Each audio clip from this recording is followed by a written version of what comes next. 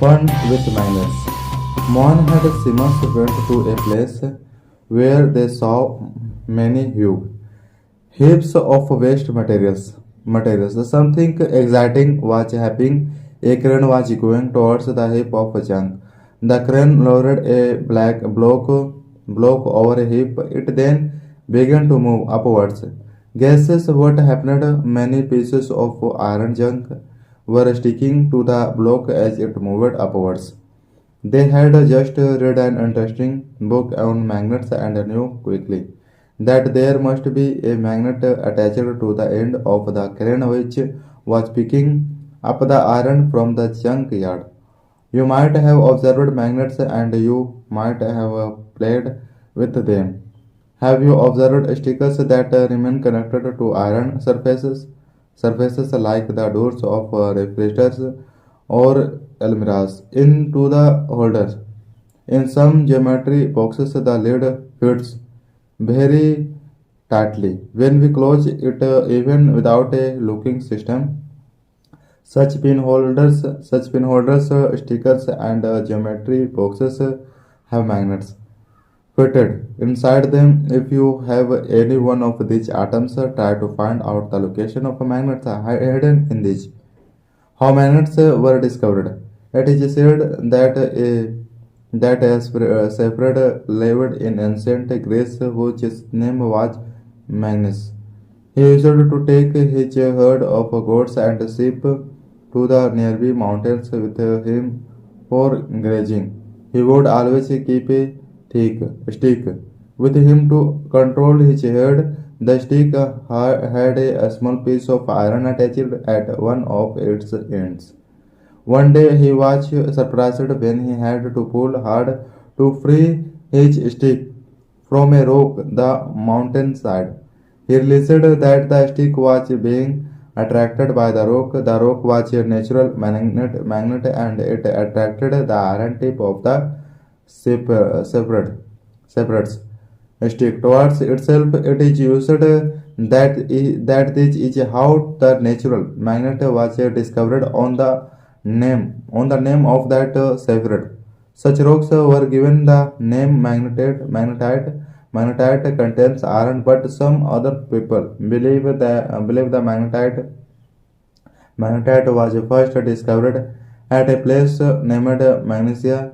Those substances which have the property of attracting iron are called as magnets, but no people have discovered that some certain rocks have the property of attracting pieces of iron. They also discovered that small pieces of these rocks have some special properties. They called these naturally occurring materials magnets. After that, the process of making magnets from the small pieces of iron was discovered.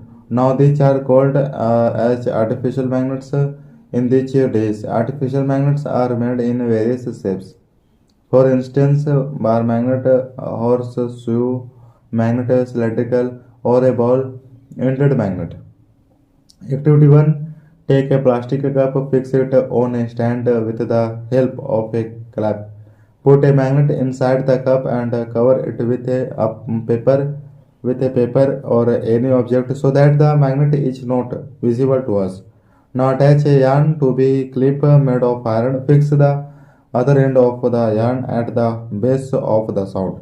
Mind you, the trick used here is to keep the length of the yarn sufficiently short. Now bring the clip close to the base of the cup. The clip is raised in air without any support as shown in figure. Magnetic and non-magnetic materials. Activity 2. Let us take a walk in the footsteps of magnets. Only this time we will change the position of the iron and the magnet. We will use a magnet of the end of our stick. We can connect a small magnet to a hockey stick, a walking stick, or a cricket wicket with a tape. Let us now take a Magnus walk in the school playground. What does our Magnus stick catch up from the school ground? What about objects in our classroom? Collect different objects of day to day.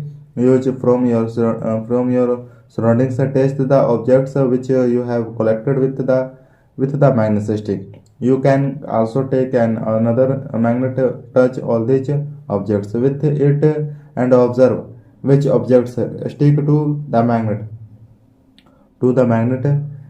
Make a table in your notebook as shown in table 1 and write down your observations. Look at the last column of table 1 and write down the objects that are attracted by a magnet. Write also the name of materials from which these things are made. In there are any material common in all the things which were attracted by the magnet.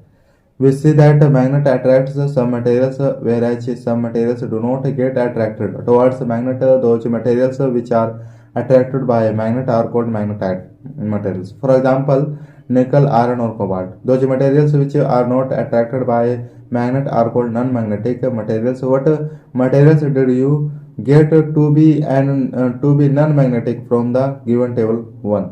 Is soil a non-magnetic or a magnetic material? Mohan wants to ask a question to you. A tailor was stitches a thread with a needle. The needle has slipped from his hand on the floor in his shop. Can you help the tailor to find the needle? Activity 3. Rub a magnet in the sand or soil. After some time, pull out the magnet. There are some particles of soil or sand sticking to the magnet. Now, gently shake the magnet to separate these particles of soil or sand. Are some particles still sticking to it? These might be differently small pieces of iron fillings picked up from the soil. Through such a process, we can find out whether the sand or soil from a certain place contains particles that have iron or not. Try these. Activity nearby your home or school or the places you visit on your holidays. Does the magnet having iron fillings look like any one of these shown in figure? After filling this table, you can compare the amount of iron fillings found in soil from various parts of our country. You can share this information with your friends. Poles of a magnet. We have observed that iron fillings, if they are present, stick to a magnet rubbed in the soil. Have you observed anything special in the mode of sticking iron fillings? Activity 4. Spread some iron fillings on a paper. Now bring a bar magnet near each sheet. What do you see? Do you find that the iron fillings stick all over the magnet? Do you find that more iron fillings get attracted to some parts of the magnet than other parts? Separate the iron fillings from the magnet and repeat this activity. Do you find any change in the earlier pattern with which the iron fillings get attracted by various parts of the magnet? You can perform this activity by using iron nails or pins in place of iron fillings, and also with magnets of various shapes. Construct a diagram to show the mode of iron fillings stick to the magnet. Is your diagram similar to that shown in figure activity 3? We observe that most of the iron fillings stick towards the two ends of a bar magnet. These ends are called the poles of the magnet. Try to bring some magnets of various shapes to your classroom. Find out the location of the poles on these magnets using iron fillings. Mark the location of poles in the different types of magnets. Suppose you are given two identical bars which is seen as if they might be made of iron, but one of them is a magnet while the other is a simple iron bar. How will you identity which bar is a magnet? Finding directions. Finding directions. People knew about magnets from ancient times. Many properties of magnets were also known to them. You might have listened many interesting stories about the uses of magnets. One such story is given here, which is about an emperor in China, which name was Hung Ti. It is said that he had a great with a statue of a lady which could move in any direction. It had an extended could move in any direction. Extended arm as if it was indicating the way. The statue of a lady had an interesting property. It would rest in such a position that its extended hand also pointed towards south. By observing the extended arm of the statue, the emperor was able to decide the directions when he wanted to new places on his career. Now let us prepare such a type of direction finder for ourselves. Activity 5. Take a bar magnet and put a mark on one of its ends for identification. Now tie a yarn at the center of the magnet and suspend the magnet from a wooden stand. Make sure that the magnet can move freely. Let it come to rest. Mark 2 points on the ground to represent the position of the ends of the magnet when it stops to rotate. Join both the points by a line. This line represents the direction in which the magnet comes in the position of rest. Now gently rotate the magnet by pushing one of its ends in any direction and let it come to rest again. Draw a line to show the position of the two ends in its position of rest. Now does the magnet show a different direction? Rotate the magnet in other directions and observe the final direction in which it comes to rest. Do you observe that the magnet always comes to rest in the same direction? So now can you guess the mystery behind the statue of a lady in the empire's period? Repeat this activity with an iron bar and a wooden or a plastic scale. In place of a magnet, do not use light objects for this activity and do not perform it where there are currents of air. Do the other substances also always some to rest in the same directions? We observe that a freely suspended bar magnet always comes to rest in a certain direction, which is the north-south direction. You can use the direction of the rising sun in the morning to find out the rough direction towards cast where you are doing this activity. If your face is in the north, to find the direction, the use of a sun may not be very exact, but may be helpful for you to point out the direction north from the south on your line. Using this, you can find out which end of the magnet is pointing towards north and which points towards south. The magnet's end that points towards north is called north seeking end or the north pole of the magnet. The other end that points towards the south is known as the south seeking end or the south pole of the magnet. Usually, all magnets have two poles, north and south poles, but the shapes of the magnets may be different. In which direction is the main gate of your home situated from your driving room? This property of the magnet is very important for us. For centuries, travelers have been using this property of magnets to find out their directions. It is said that in old days, travelers always carried a natural magnet with themselves to find out the direction. Later on, a device was discovered based on this property of magnets. It is called as the compass. A compass is usually a small box with a transparent glass cover on it. A magnetized needle is attached inside the box, which can rotate freely. The compass also has a dial inside the box under needle with all directions marked on it. The compass is put at the place where we want to find out the directions. Its needle shows the north-south direction at rest. The compass is then rotated until the north and south directions are marked on. The dial are at the two ends of the needle. Usually, the north pole of the magnetic needle is painted in a different color. Make your own magnet. There are many methods of making magnets. Let us learn the easiest method. Take a rectangular piece of iron and put it on the table. Now put a bar magnet near the one edge of the bar of iron. Without lifting the bar magnet from the iron bar. Move it along the length of the iron bar till you reach the other end of iron bar. Now lift the magnet and bring the same pole to the starting point of the iron bar from which you begin. Again, move the magnet along the iron bar in the same directions. As you did earlier, repeat this process about 40 to 50 times. 40 to 50 times. Bring a pin, repeat this process about 40 to 50 times. Bring a pin or some iron fillings near the iron bar to check out whether it has become a magnet or not. If not, continue this process for some more time. Mind you, the pole of the magnet and the direction of its rotation should not change.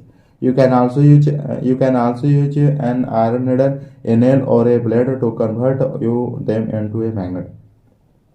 From this activity, you know how to make a magnet. Now, can you like to make your own compass? Activity 6: magnetize an iron needle with the help of a bar magnet. Now, fix the magnetized needle into a small piece of a cork or a foam. Now, put the cork with a needle in a bowl or a tube containing water. Cork begins to float.